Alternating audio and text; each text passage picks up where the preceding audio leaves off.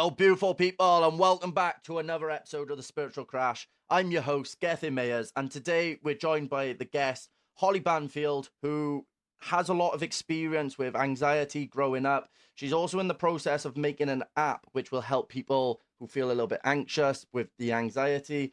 And she's also done a speaking challenge, which has really impacted a lot of people, including myself. So I'm very privileged to have her here with me today. So thank you for joining me today, Holly. Thank you for having me, and inviting me on. So I really appreciate it. But yeah, just happy to share my journey about anxiety and growing up with that. The bit about me of I've had anxiety since I was 9. I'm now 24, so have had it for quite a long while of navigating it and understanding it to the best of my ability. And yeah, kind of got thrown into making an app, and I can go into that in detail later on. But yeah, making an app for children with anxiety, but also their parents as well, so their parents and carers can sort of understand what their child is going through. Something very close to my heart, with obviously having anxiety as a child and my mum not quite experiencing it the same way that I did. So yeah, just kind of want to give back to the next generation really. But yeah, sharing my journey as a builder, building an app and a founder, as well as navigating my own anxiety at the same time. So yeah, thank you. Brilliant. So you mentioned that it was just your mum who was dealing with the anxiety when you was younger. So was your mum a single parent?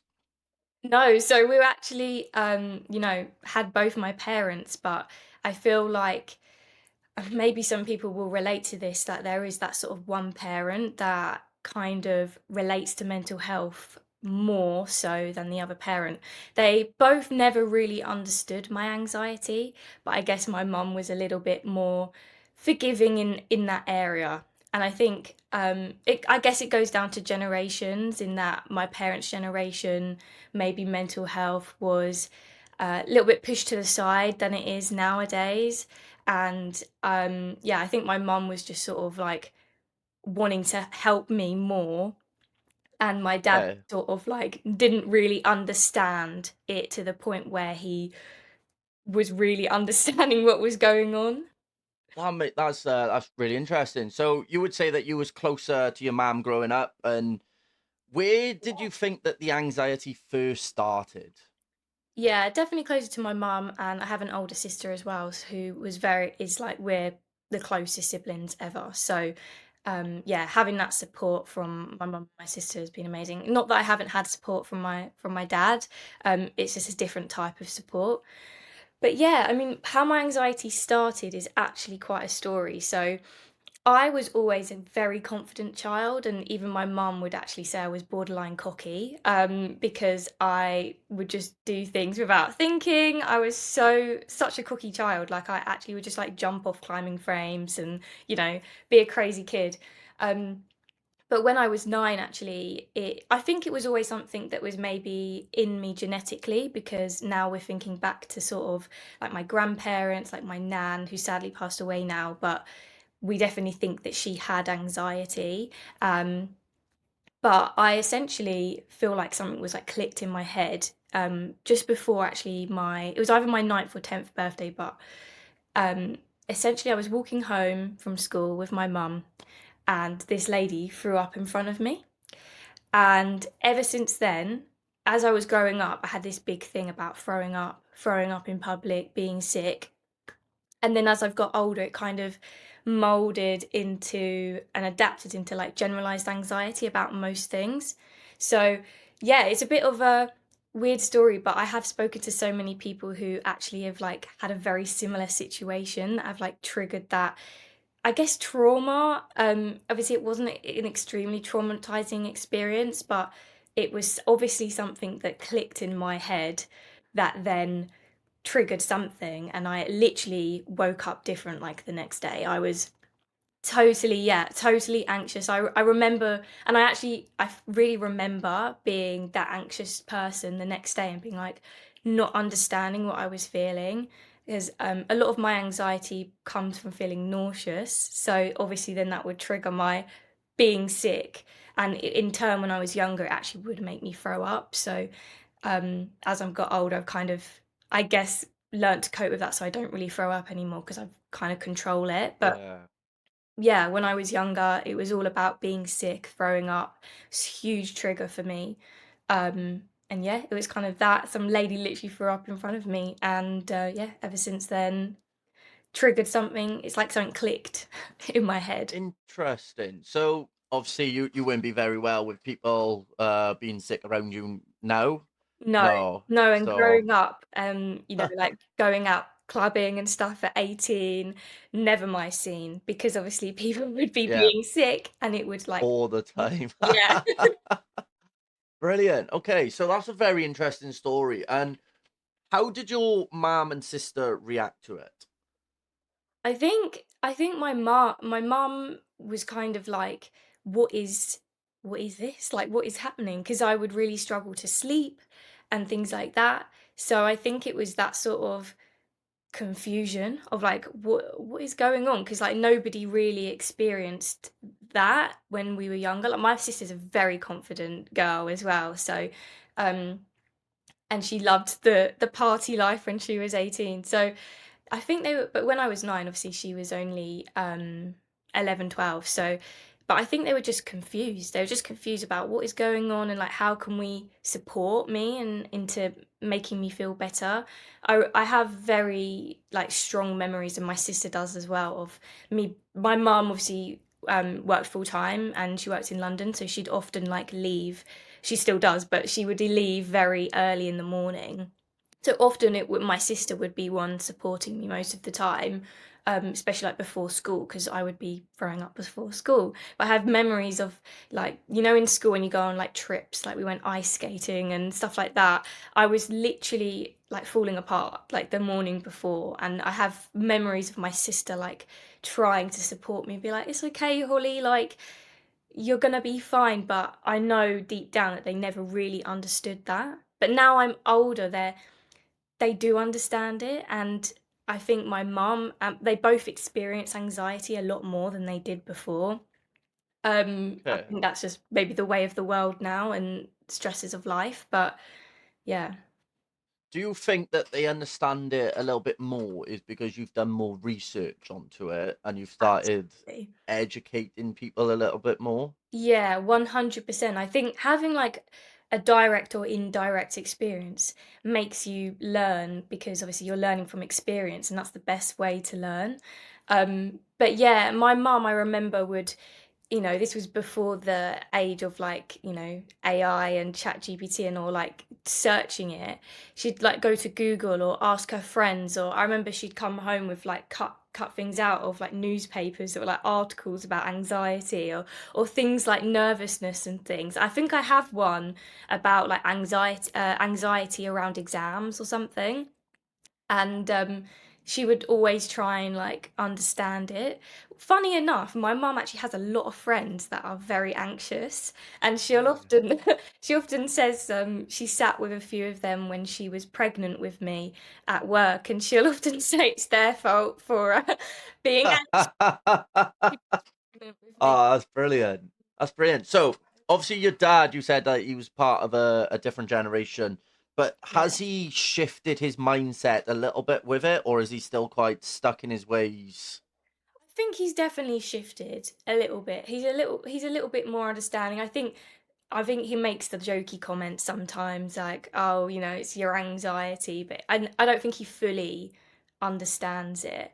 But I do think he understands it a little bit more because I think he's seen me in situations where he's like, "Whoa, like I've never Yeah, seen me like that before."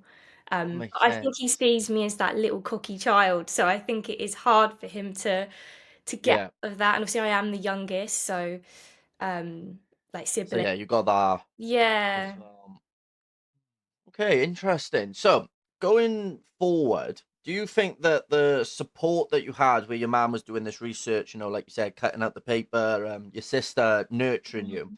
do you think this was helping you, or do you think it put a blanket on you so that you was allowed to not allow yourself to have the anxiety for longer, Mm. but you kind of pushed it to the side and didn't have to deal with it up front. Do you think that because people was kind of wrapping you in bubble wrap a little bit, Mm, do mm. you think that allowed the anxiety to go on for longer? I think, you know what? I think so, because I think it comes down to, and I say this sometimes about the woman throwing up experience. When we basically were walking to a shop actually to get some sweets, and then we were walking back home, and we had to walk back past where she threw up. And I remember my mum saying to me, "We're not gonna look in that direction. We're going to look away." And I often say, I feel like as a child, I think I created this monster about the sick on the floor. And this sounds disgusting to talk about, but I think if I just looked at it, I'd gone, okay, the sick on the floor. And then I wouldn't have created this big thing about, oh my God, they're sick on the floor. And I can't look at it because I don't know, I'm going to get ill, or whatever the spiral, Yeah, anxiety spiral was. And I think, sometimes, yeah, I think sometimes the help ends up being a little bit like also labeling it as anxiety. I think if I just didn't label it as anything, maybe I'd be like, oh, I just have this feeling that comes up sometimes, and maybe it would have gone. I don't know. I no. guess hindsight's a funny thing, right? But I think sometimes, yeah, labeling it as, oh, it's this thing, and then you're like, okay, I've now got this. I've got anxiety. Um, yeah, Yeah.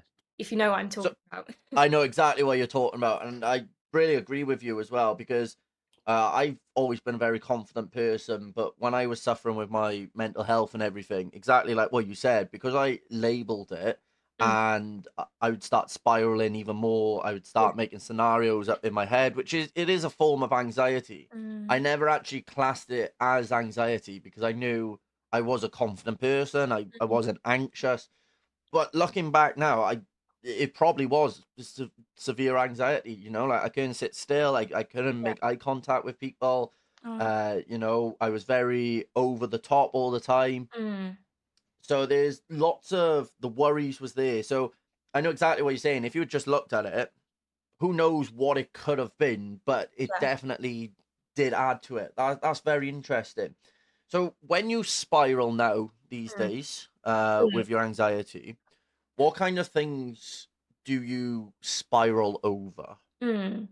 So I think growing up, I've kind of become a very introverted person. So being very introverted, obviously, I don't really go out much. And where obviously COVID was at, like, I think was like the pivotal time where people did go out and like party. So I turned 19 in that year, and I just started my first like full-time job, and was in the office all the time, and I actually worked for the NHS. So then I didn't get furloughed or anything. I was like working through COVID. So I still got that social interaction, but I think nowadays what I spar about is like going out to events. I think I have quite a lot of social anxiety now.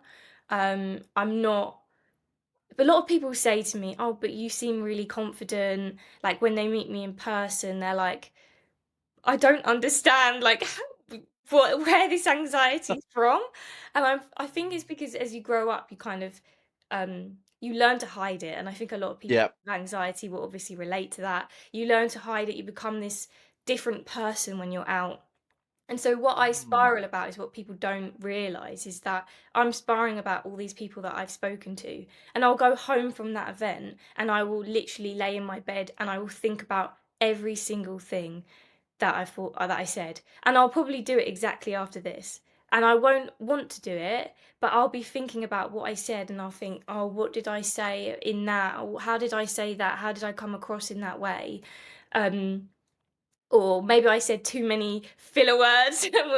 Yeah, yeah, We'll obviously go into the speaking challenge later, but I start to spiral about things like that I've said, that I've done. Like certain situations come up in your life, and you think, 10 days later you'll be thinking about it, or that's what I will be doing anyway.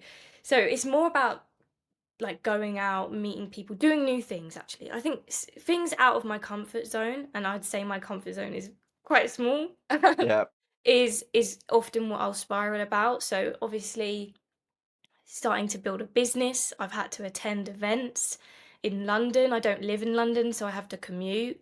And that whole like new experience, like I don't commute or anything. Like my job is in my hometown center, so it's like a 10-minute drive for me. Yeah. So it's Okay. those things that are like new, I think I often spiral about, and Spiral on. often how I come across to other people. Um, but I don't know why I care, because I often say this to myself. I don't know why I care about what other people think, because I don't. But then I often think about it too much. Do you think it's more the fact that you care about what you think rather than what other people are thinking? Yeah, I think Because yeah, there's a absolutely. lot to it with thinking, oh, I've said this wrong, I've said this wrong, and then you're basing it off, right, other people are reacting this way because Yeah. I said it. Yeah. And often So people does don't even react in a certain way. I just end up thinking about what I've said.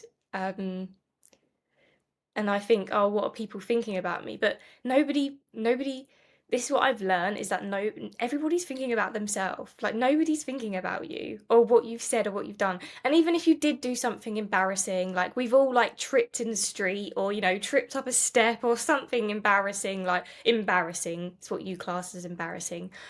But literally, that is, like, 1 second in their day, in yeah, their lifetime. They're literally not even that's gonna think about it, but the yeah, anxiety brain likes to create things out of nothing. That's what I've found.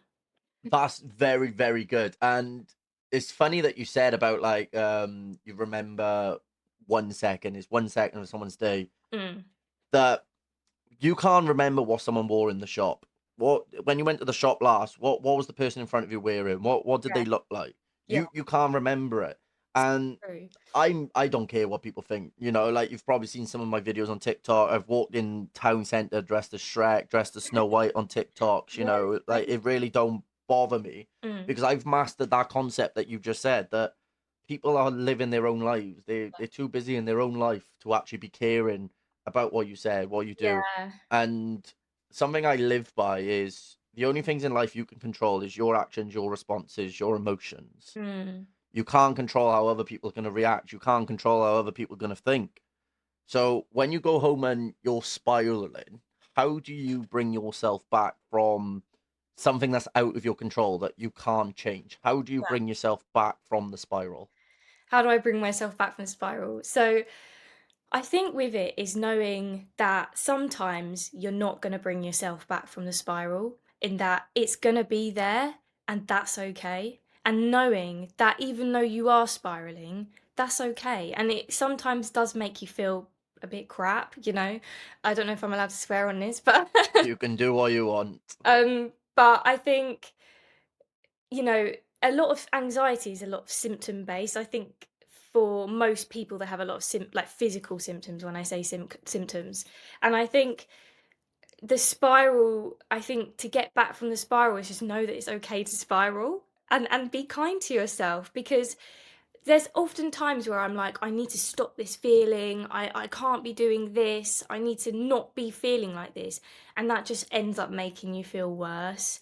So it's taking a step back and going, okay, I am spiraling, and that's okay. But then doing things that are kind to yourself. So maybe doing things that you do enjoy, if that is social interaction for you, ranting to someone. I rant to my mum every day. That is my offload. Poor woman probably needs to rant to me as well.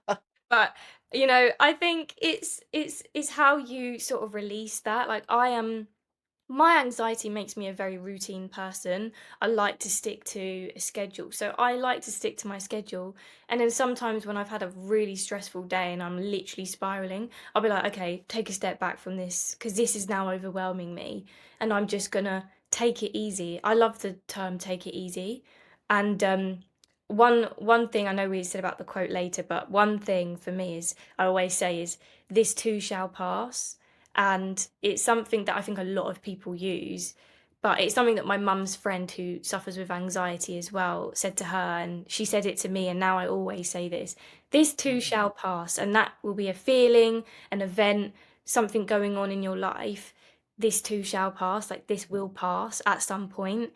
Time I like always that. goes on. So, it's something whether you're really excited for it, really worried for it, really scared for it, it's always gonna pass. Hmm. Um, That's really interesting. And that kind of relates back. So, do you know you said about wearing a mask and you learn to pretend? yeah. So, how come you don't talk that quote to yourself when you are going out in the public? How come you're able to put a mask on, you're able to Mm, do it, but you're not telling yourself that quote? And I mean this in just out of like explain it to me in a way that I'm yeah. asking as if I don't know anything. Mm, So it's just to mhm, open up the conversation with it because to me, if you're able to put the mask on, mm, you're able to become that person. yeah, that's true. So, so with using your quote that you just said, Yeah. if it's gonna pass, and obviously we know this, I just want to go into a little bit more of the detail about why do you think people put the mask on if they're able to become that person? Why can't they do it other times? That's a very good question. I think it's protection, isn't it? And that's why we put on this mask of and become this person. But I guess calling it a mask is not right, I guess then, because we are becoming that person in that moment, even though we're feeling, spiraling all these physical symptoms or, spiraling all these thoughts, racing thoughts, whatever you are experiencing with your anxiety. I guess calling it a mask is not right, I guess, because you are becoming the person. But I think in the moment it is so, because I talk a lot about anxiety and I talk a lot about obviously help for it. But sometimes in the moment you just get so caught up in your anxiety and the way that you're feeling that you forget to repeat these things to yourself, and you often sit back when you are feeling calm and you think, oh well, I should have reminded myself of this, and I was too hard on myself at that time. And I think it's just forgiving yourself as well for that. Saying, okay, I was hard on myself that time, but I'm going to learn from this experience and take that into the next one. And I will say, actually, like, because I've had to put myself in situations that are out of my comfort zone, I have actually genuinely felt calmer because I have learned something from each experience, which is all you can really ask in life, I guess, is to learn from every experience that you get and have that add to you as a person as time goes on. And that's exactly why I asked that question, is because you answered that perfectly. And I wanted it to come from someone who actually suffers with anxiety, that obviously you're aware of it, that in those calm moments. And it's very true what you said, that going outside your comfort zone is the only way to grow. Because when you get too comfortable, what you're not changing, you're choosing. And that's Yeah. something I live by as well, that Yeah. once you're in your comfort zone, you get too comfortable. No Mm, matter whether you're in the best job going or your life becomes to become boring, because life is all about balance. You need a little bit of chaos, you need order. It's all mhm, yin yang. And when you get too comfortable, like you said, it's harder to actually grow. It's harder to move on because you see everything as yeah. fear.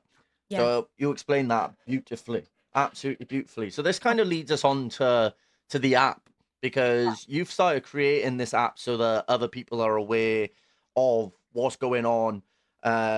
You know, it's kind of interesting how you've gone through all this yourself, and then you've turned around, you've been like, oh, there needs to be more help. So Yeah. did you struggle to have the help uh, with it, or do you think it's not spoke about enough? So what is the purpose behind the app? Absolutely. So I think it's spoken about a lot more now, obviously, than when I was a child, and obviously I wouldn't class myself as that old. So, but I think it definitely wasn't spoken about enough when I was a child, because I didn't even know what it was until I got a little bit older and I did my own research, and that's why I'm doing what I'm doing.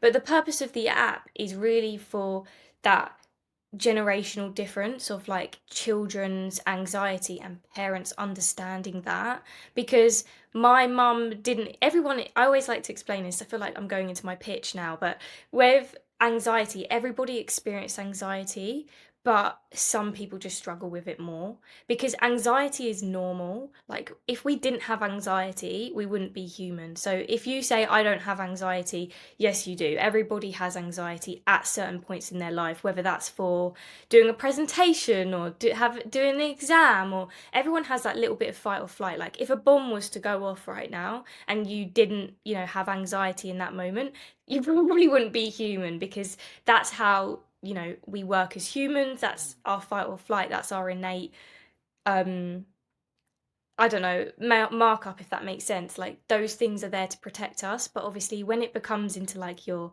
daily life, that's obviously when there can be, not trouble, but that feeling is there. And obviously a lot of people don't want to feel it in their everyday life because it stops them from doing things that they want to do. But the purpose of the app, yeah, is to basically help like parents and carers, because not everybody has a parent, understand that anxiety that their child's going through. A lot of parents understand that their child has anxiety, but they don't understand how to support them. And because everyone's so different as well, like, you can Google something and it often just says like mindfulness and stuff like that. And whether that may work for some people, it might not work for everybody, and because everybody's different. So, yeah, the purpose of it really is to help carers understand their child's anxiety and hopefully have that connection before they start to come into their adult life where things really, like, you're kind of on your own, if you know what I mean. Not that you're Yeah. really on your own, obviously. If you have that good support network, then you'll never be alone. But in terms of, you have to navigate these things on your own. You have to show up on your own. Your mum's not going to be there to call your doctor appointment, or hold your hand walking into a founder event like I was. I have to do that on my own. So it's helping hopefully stop that sort of cycle before it gets too much, too scary, creates too much of an impact on their life. Obviously you'll have anxiety throughout your whole life because that's just how life works. There'll be times where you're nervous for things, and that's normal. That doesn't make you like weird. That is totally normal to feel anxious and nervous about certain things in your life. But yeah, obviously when it starts to really affect your life, it can be really hard to do the things that you enjoy, or do even like, I know some people have things that they used to enjoy that they no longer enjoy because their anxiety stops them enjoying it now, which is hard and it's sad. Yeah, that's a really good point, and it's interesting that you said about the fight or flight mode. Obviously you have fight, flight, or freeze, Yeah. and it's in I think it's like the pineal gland or something along those lines. Mhm. And basically, it's crazy because you was talking about we're in this state, and obviously anxiety sometimes it becomes like a chronic state of anxiety, and it goes on for a long period. But do you think anxiety pairs up with stress as well? Because obviously the fight flight, you normally experience extreme amounts of stress, that kind of stuff as well. So I don't know whether they go hand in hand. I don't know whether your anxiety gets worse when you're more stressed. 100%. I think they go hand in hand, and I think sometimes the stress can trigger the anxiety because you might be stressed about something, but then you start spiraling about that certain thing, and that is anxiety then because you're thinking about it. I think stress is a way to look at it. I always look at stress, and I don't know if this is the scientific explanation for it, but stress, I find, is I'm stressed about a situation. The situation comes and it goes, and I'm fine because the it's gone.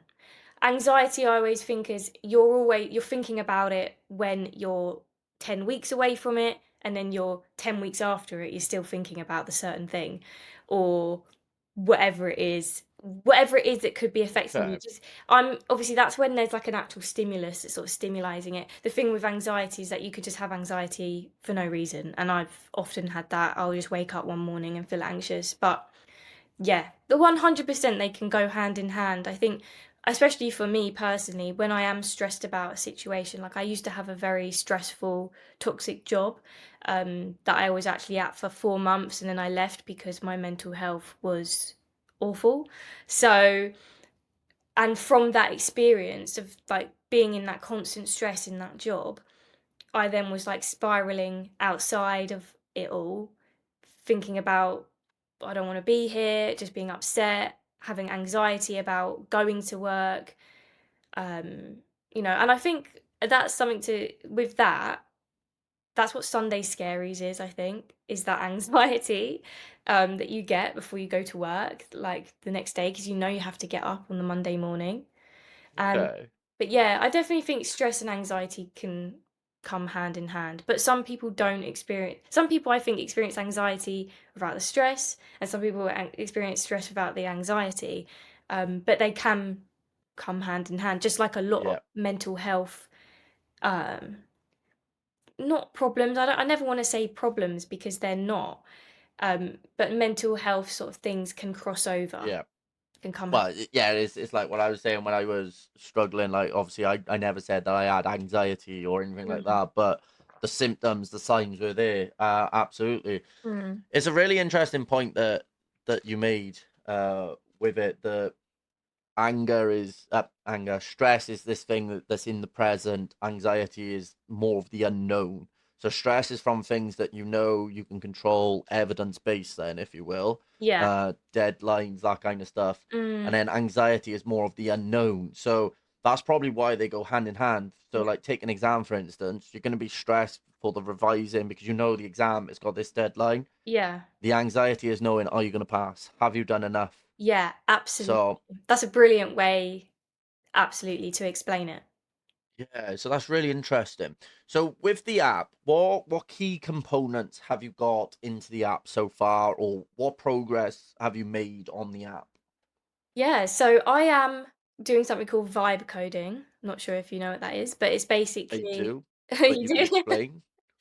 But obviously it is, creating, building, coding the app, but with AI to help you. So I am what you call a non-technical founder because I am not a coder, I'm not a developer, I don't know anything about that. So yeah, I am basically making my MVP, which is your minimum viable product, which I am doing due to like with no code products, which is obviously vibe coding. So I'm using something called Lovable at the moment, which is obviously quite big. I think it's grown so quickly, their startup. But yeah, I've made pretty good progress. I have basically created most of the app really, and I've been sharing it with. I have a wait list at the moment, which obviously everybody's welcome to sign up to. It's on my socials, and I sort of shared the design of it and got some feedback on what people think might work, might not work.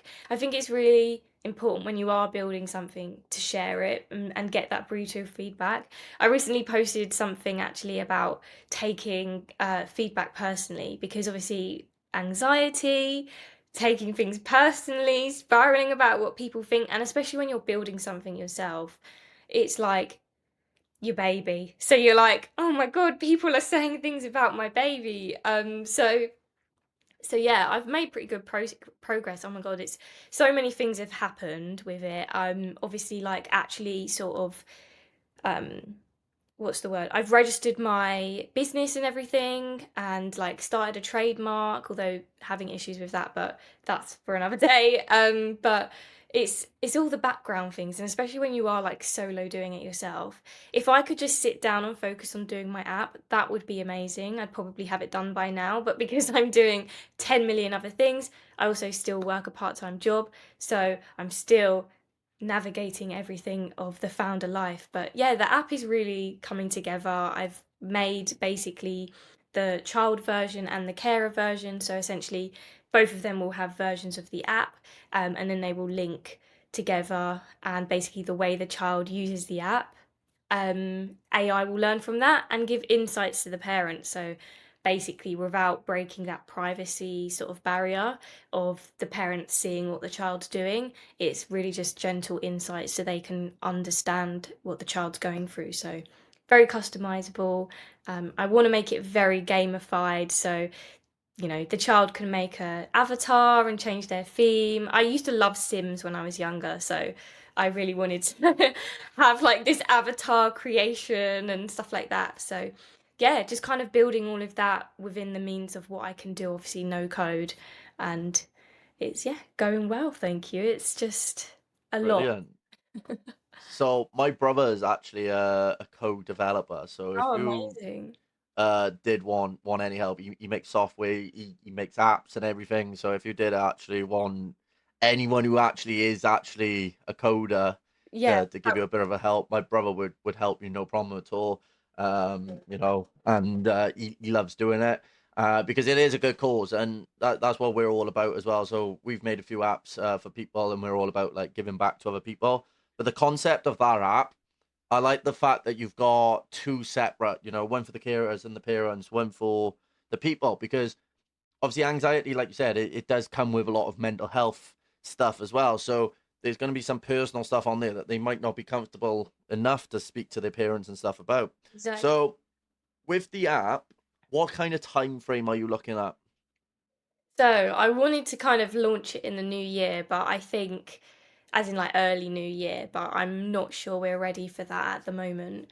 But that's okay. I was thinking more maybe like springtime, but it really depends on being happy with it. I'm a bit of a perfectionist. I mean, with your MVP, are you meant to be this picky? Probably not, but I am. So we'll see how that goes. But yeah, I'm thinking maybe springtime.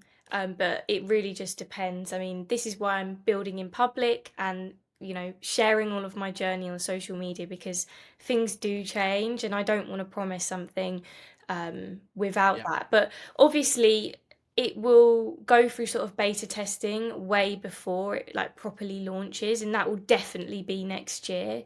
So 100% want to be out by the end of next year. brilliant. I don't want Okay. to say too much before but No. It's good to set yourself goals because oh, obviously when you have deadlines, and this could be advice for you, obviously when you're suffering with anxiety and stuff, when absolutely. you got a deadline, it kind of takes the pressure off a Yeah, little bit yeah, because it reduces the unknown of, oh, when am I actually going to get this finally done? But mm, then it can also spiral the anxiety because you yeah, could have a week left and you're like, oh my god, I got so much left to do, and then you might end up rushing it. So setting yourself a flexible goal yeah, is good because it covers both of them, because you can be a bit lenient with the deadline, but yeah, you also know like, right, I've got this date in my head, yeah. might as well push for it. Brilliant. So in the app, do you think that it's going to be like a worldwide spread app, or is it just going to be like a UK, America? What's your ambitions with the app?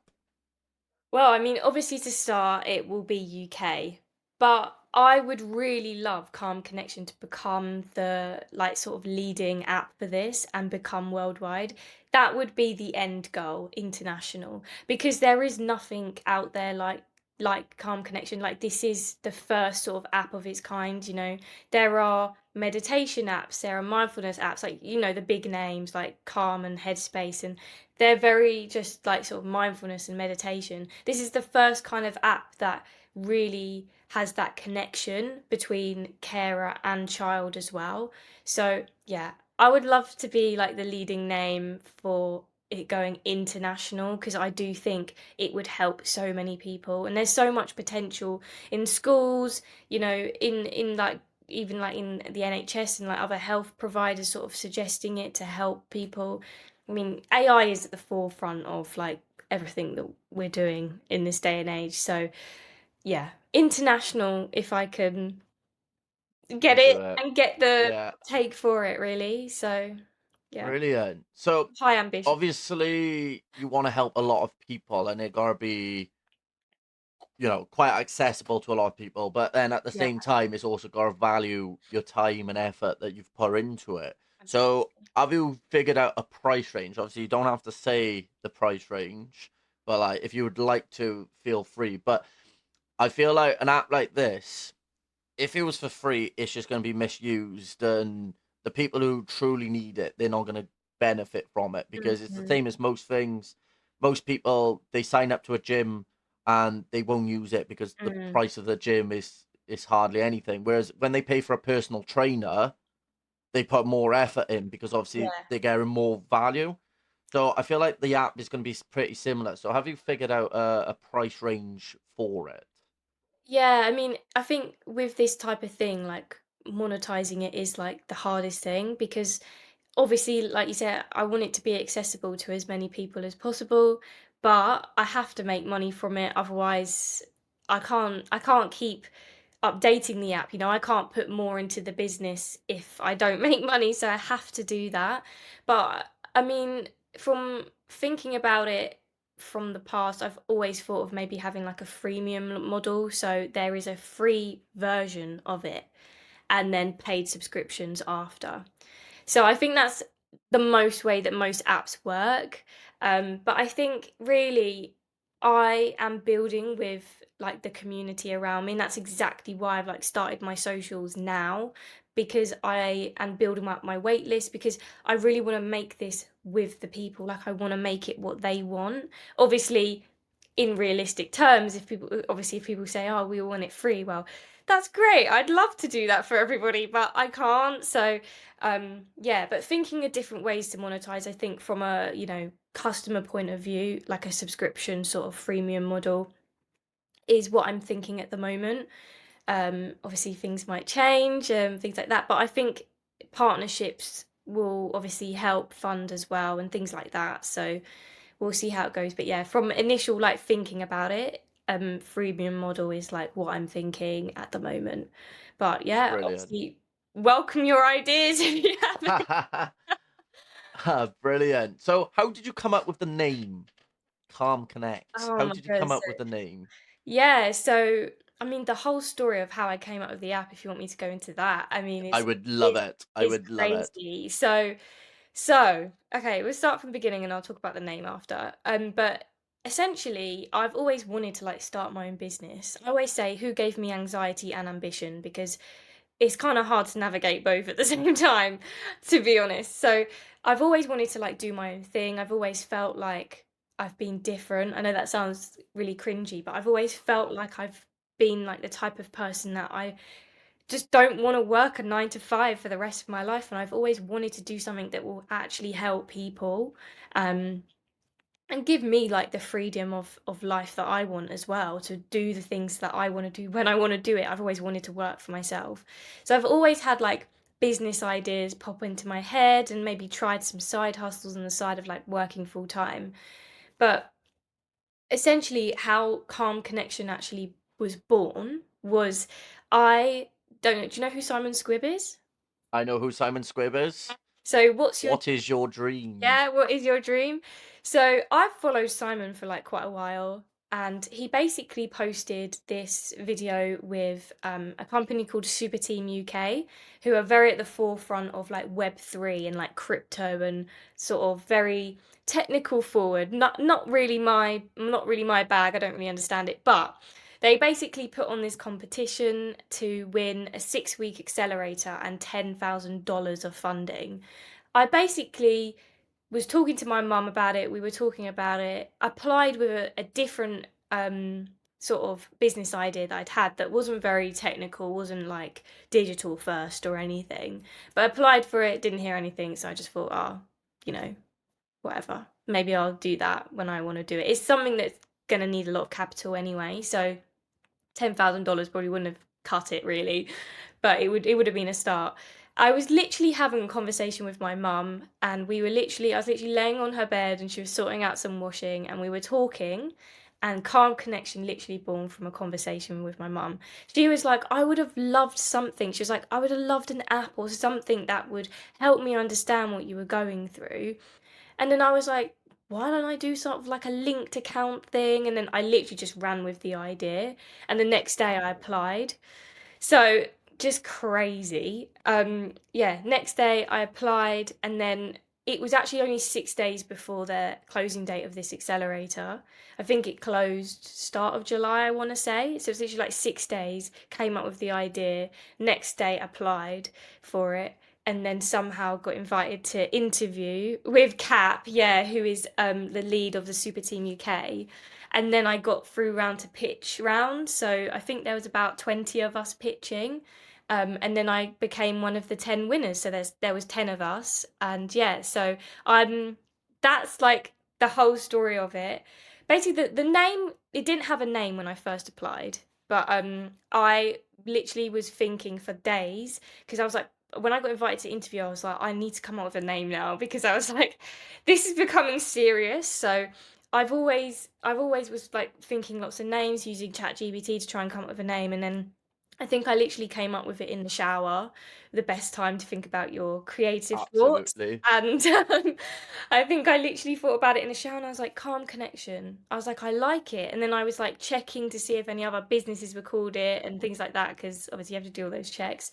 And yeah, and made my pitch, did the pitch, and then somehow became one of the 10 winners. So that kind of That's amazing. catalyzed me, or accelerated me as the accelerator, pushed me into sort of starting a business. And then here we are. And then they're all Wow. about building in public and starting like your socials before, like sharing your journey. So I thought, you know what, I'm just gonna go for it. I've been given this opportunity.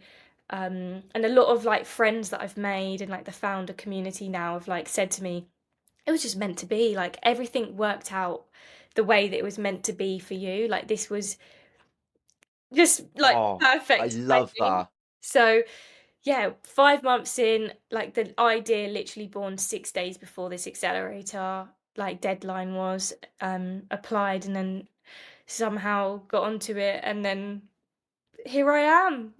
Wow. So that is absolutely crazy. And that this just goes to show that anytime you get that little inkling or anything like that, you need to take your shot. 100%. That's absolutely incredible that you was able, obviously, to go through that process. Not many people can actually say that they had the opportunity, Yeah, because there is obviously a lot of controversial with Simon Squibb at the moment, where yeah, some people are saying that his videos are fake, some people are saying that they have really changed his life.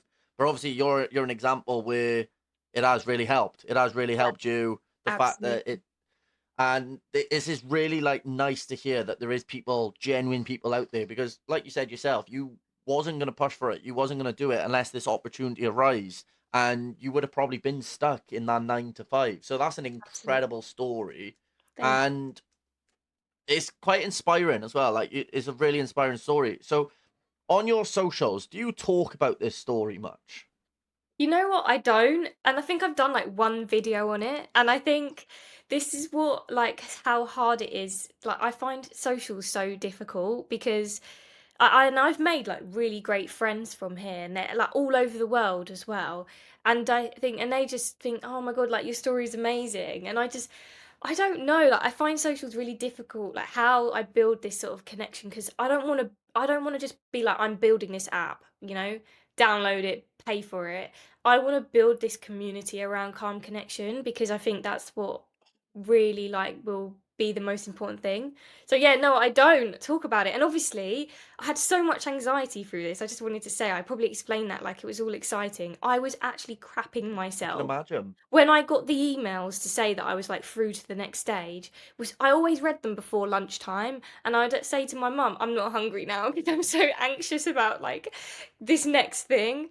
And yeah, so I was literally like, I remember I felt I'd barely, on the day of the pitch, luckily it was online, so I could stay at home. But it wasn't until the evening. I think they started at like 4 p.m., and then like a few people, I think like 10 people went. There was 2 days, and then 10 people went. And I think I was like second to last person to go on that time. But I remember I'd barely eaten anything, and I felt like I was about to pass out, like I was sitting. Wow. So yeah, just wanted to say, like, I was so anxious throughout this, but just you can do anything you put your mind to. Like, even though you're feeling all the anxiety, like, you Yes, I can. love this. Love this. So I got the word believe on my stomach for that exact reason. If you put your mind to something and you believe in yourself, you believe Yeah, you're capable, you can achieve great things. And obviously you're a great example of this. And it's nice that you, like, in the nicest way, that you went through the anxiety, because it shows that you're actually living what you're talking about. mm, Um, you got a huge opportunity for content here with this story, and you can literally milk it dry with that, because Simon Squibb obviously already got a big name. So every time you mention the story, you mention Simon, Yeah. you're going to get traction to yourself. Yeah. Every time that you mention about I can't remember the other person's name that you said, they're going to have big traction. They're going to bring people towards them as well. You can talk about the anxiety. You can talk about overcoming this difficulty because you wanted and you believed in yourself. Mm. The opportunity you have to inspire other people and build that community from your experience is crazy. And do you know something that I would say? Mhm. Do you go live on TikTok? I went live once, and I literally had so much anxiety after it. This is why. Do you think I should go So, more? 100%. Use TikTok Live, Mm. right, to help you with the app. Even if you're building the app while you're on TikTok Live, or Yeah. you're talking to people about your experience, and have like once a week, twice a week, where people can ask you questions about anxiety, about pushing yourself, Mm. about the business opportunity, because you're coming from a place where you're learning just from experience. You're not an expert or anything like that. And this would be my greatest advice for people who are listening.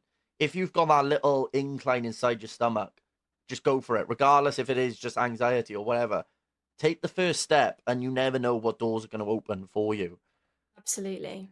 So, Holly, I would really jump on, like I said, lean Okay. into Simon Squibb, because he's got a huge following. Yeah. Every time you mention him, the Mm. algorithm is going to push you out, Yeah. and he's not going to mind that you're using him in good light. Because at the end of the Yeah. day, like I said earlier, he's very controversial at the moment. Because some people are saying he's fake, some people are saying he's real. Mm. If you're telling a positive story, Yeah. you're going to attract like-minded people. That's incredible. I'm so glad that this came up in the topic, because I would never have known that.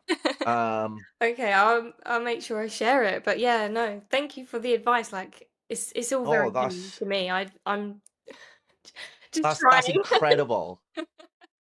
Wow. And like, obviously, like you said, the best place to think is the shower as well. You come up with most of your best thoughts in the shower. So Absolutely. wow, brilliant.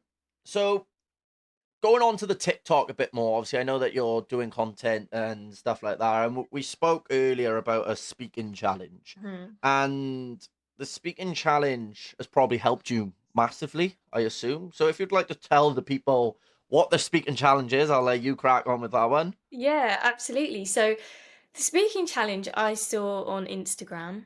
I will shout her out. This lovely girl called Pip.codes, and she had basically started this speaking challenge. I don't know if she started it or like I've seen a lot of people be doing it, but I saw her doing it. So I thought, you know what, like it's such a good opportunity to put yourself out there, keep yourself accountable as well, because obviously you're doing it every day, but also one, show up every day, two, like you're learning something every time you do it, like you're improving every time you do it, and three, like you're showing up in maybe a way that you wouldn't always. So in terms of that, I mean, like I would always like do my makeup and do my hair before I would like film content, and having to show up every day, like I wasn't going to do that every day. So showing up every day, I was like forcing myself out of my comfort zone to like show up online real and raw, like not all done up like the way, because I'm never really like that anyway. So I'm at home and I'm not wearing makeup all the time, so it was very freeing to like one do that. But yeah, essentially the 60-second challenge, speaking challenge, was speaking to camera for at least 60 seconds every single day.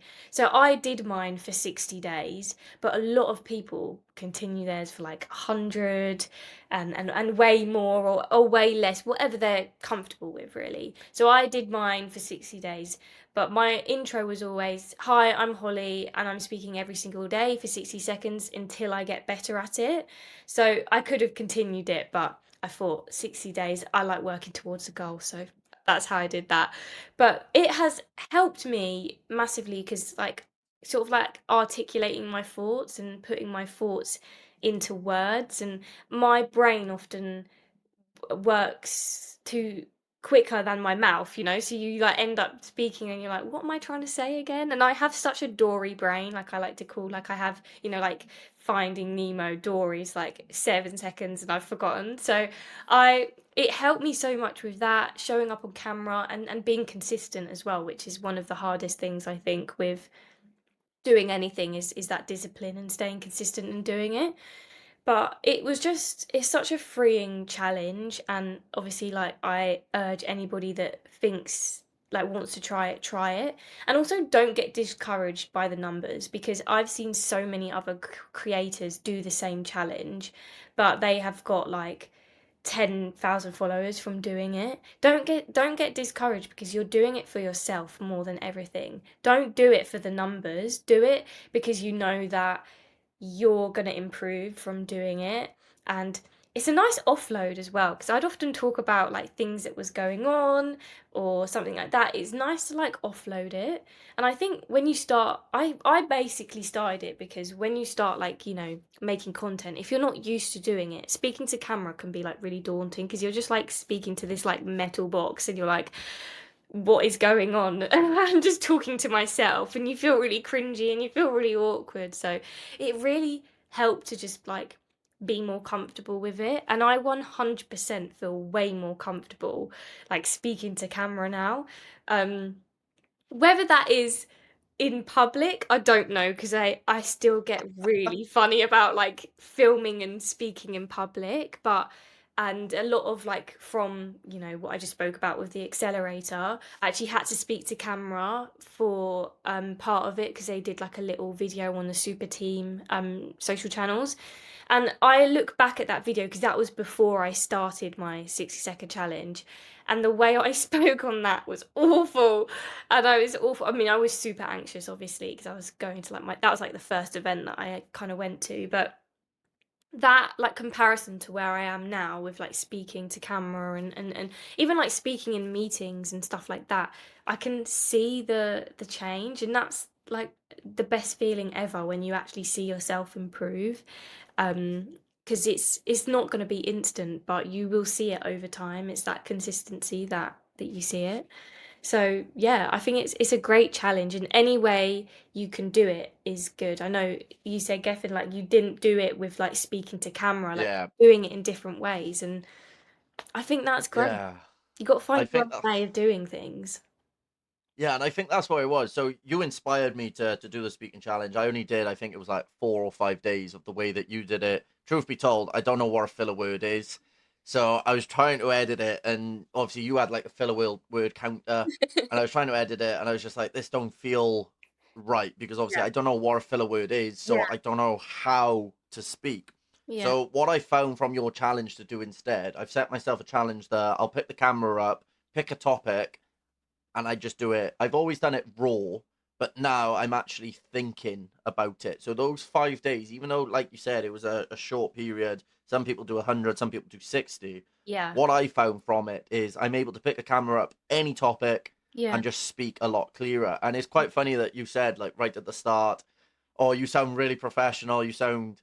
But this is just because I've started to actually slow down and think, because I used to be exactly the same as you, where my brain used to speak faster, and this is why I got a very simple vocabulary as well, because when I start using more complicated words, Yeah, this is when things start going wrong, because I don't know the meaning of the word, or yeah. I'm severely dyslexic, so it don't come out properly. Oh, But cool. this challenge, like you said, Holly, it really does build your confidence, and it's amazing to see how far you've come, because even just watching your content now Mm, from the speaking challenge, you can mm. notice the calmness in your energy. Whereas before you used to be a bit, taken in the nicest way, a bit skitty, where you Yeah, was kind of, you could feel the anxiousness yeah, coming through the screen. exactly. After the process of the challenge, you've calmed Mm. down loads, and it's something you should be really proud of. Thank you. Thank you so much. So, have you got any advice for people with the speaking challenge? What kind of things would you encourage them to do? Obviously, we said that it's not about using filler words; it's about thinking about what you're saying. Yeah. But what kind of advice would you give to people? I think my advice is like, just don't worry if you're not perfect all the time, because like that's life, like nobody's perfect. And especially with speaking, sometimes, we do get really excited, or we are a little bit nervous, so we end up saying things that we didn't want to say, or in a way that we didn't want it to come across, or whatever it is slowing down and thinking, you know, it's okay. Like, I'm just gonna go with the flow, I think recognizing it is the most important thing. After just being like, okay, I recognize that I was like that. Maybe next time I'll try and slow down, or I'll say this, because often with the challenge, I think you can go on a little bit of a tangent. So like my 60 seconds would often be a little bit longer than 60 seconds. I just start, like, ranting on about the most random thing. And I often get carried away, and like even in this podcast, I've probably like gone here, there, everywhere, because sometimes that just happens and you just think that's okay, sometimes it's okay to be like that. Nobody's perfect. So yeah, my advice is to give it a go, but give it a go in whatever way you feel comfortable. Like we were just saying, it might not be a 60-second video, it might be something else, in a doing lives like we were just saying, or I don't know, even like practicing in person. Like if you have a lot of times where you have to be like socially there, you have to be very social, say you work in a shop or something, and you're like on the till, you could be like, okay, maybe I'll practice it here, and maybe make conversation rather than just, hello and scan and then goodbye. So it's like in any way that you think that you want to do it. Like it doesn't have to be showing up online. I think if not everybody's comfortable doing that, then there are other ways that you can do it. You just got to get a little bit creative, I guess, and think about what might work for you. But definitely my advice is try it in any way that you can. Do it, because it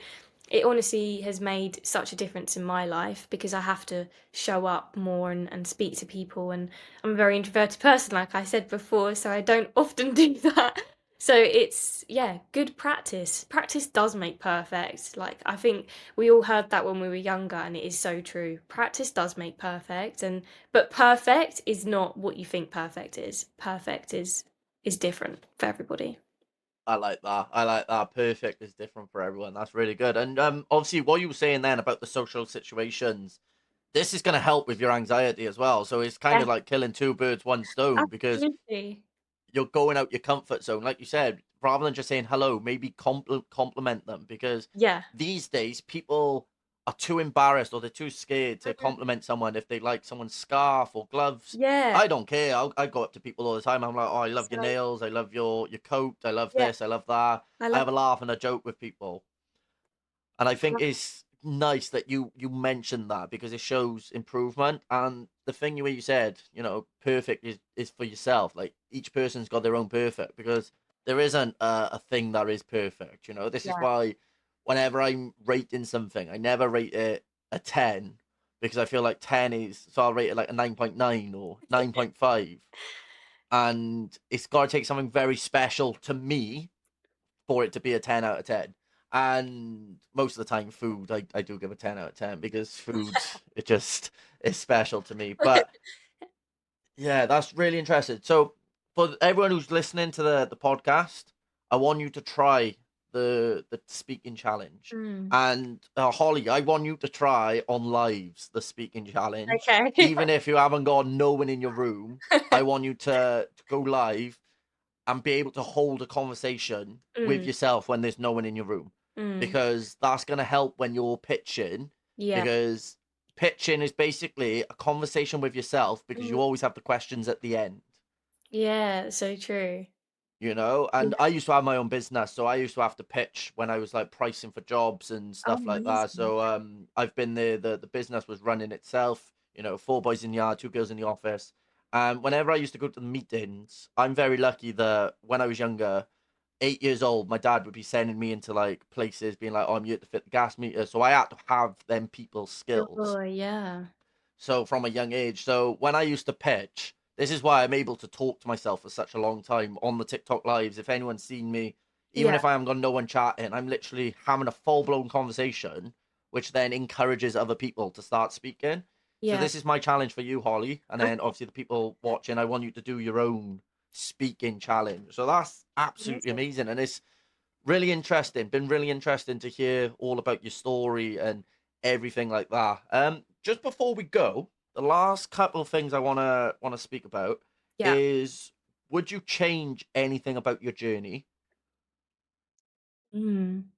That is a very good that's a very deep, good question though. I think no, because I wouldn't be making my app if I didn't go through the experiences that I went through.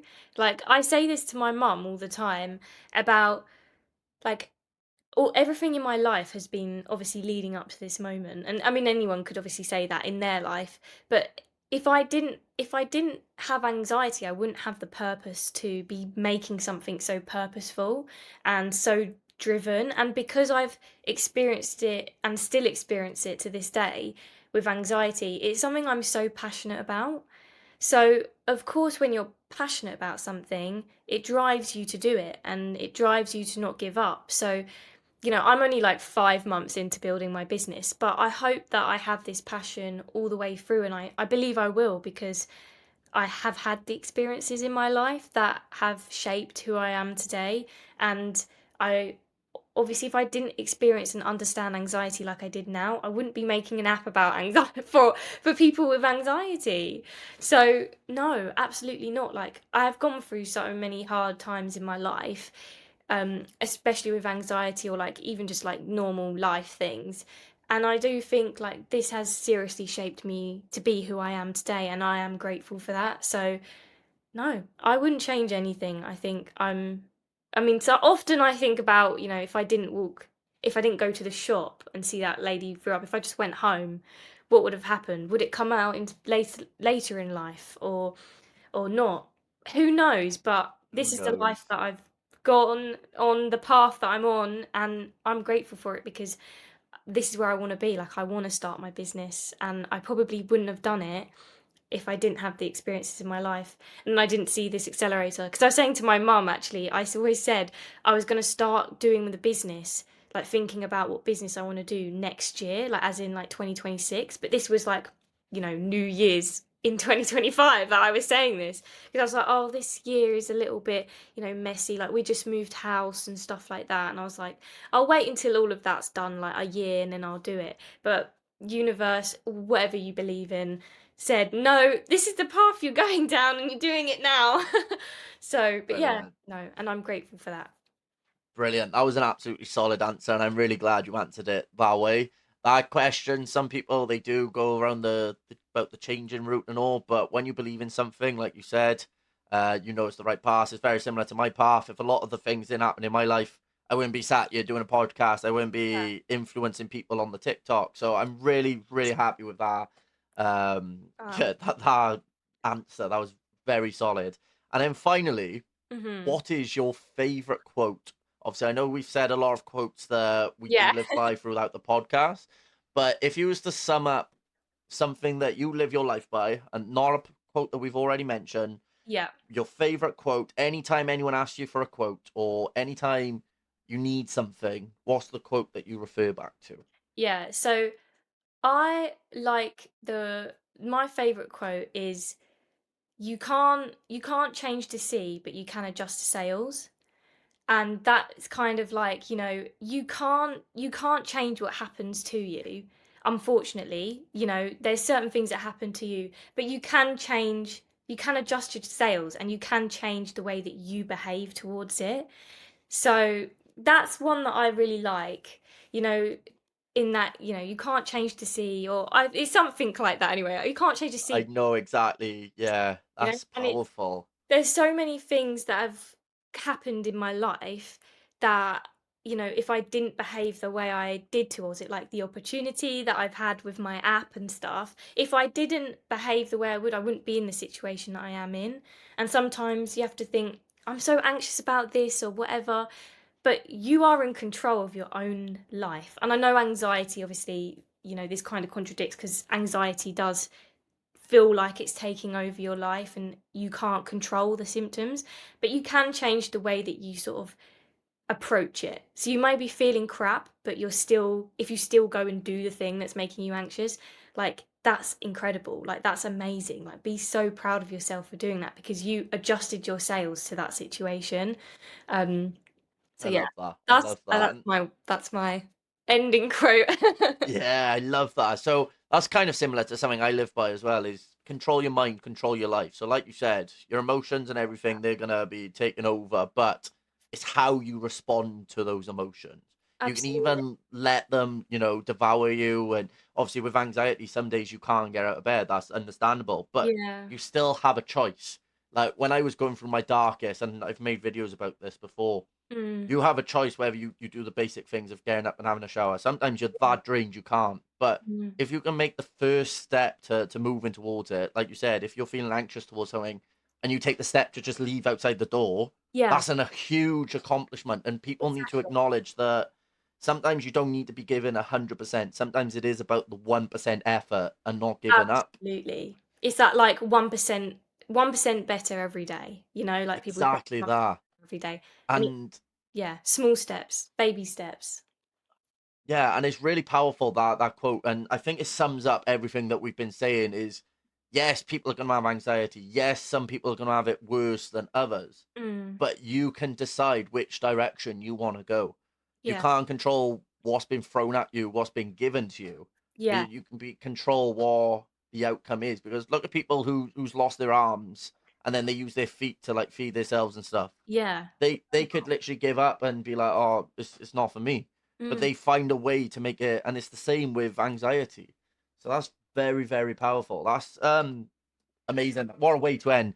It's been an absolute pleasure having you on here, Holly. And obviously, all of your socials will be commented down below. If there's anyone that you want to shout out, or anyone that you want to give credits to, or anything now at the moment, now's your time.